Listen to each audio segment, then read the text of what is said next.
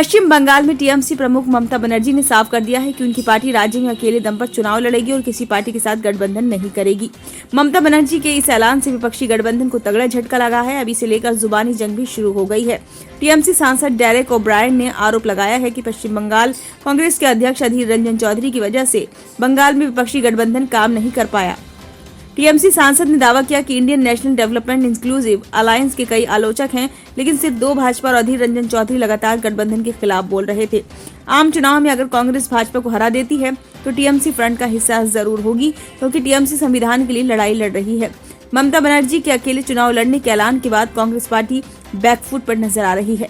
यही वजह है कि पार्टी के वरिष्ठ नेता जयराम रमेश ने ममता बनर्जी के ऐलान के तुरंत बाद कहा कि ममता बनर्जी के बिना विपक्षी गठबंधन की कल्पना भी नहीं की जा सकती। आम चुनाव में अगर कांग्रेस भाजपा को हरा देती है तो टीएमसी फ्रंट का हिस्सा जरूर होगी, क्योंकि टीएमसी संविधान के लिए लड़ाई लड़ रही है।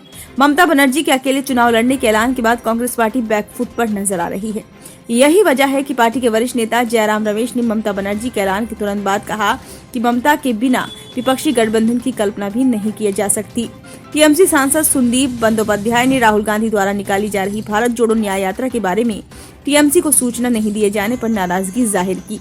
उन्होंने कहा, सीएम की शिकायत जायज है। आप बंगाल आते हैं तो गठबंधन की सबसे अहम सहयोगी पार्टी को इसकी सूचना भी नहीं देते।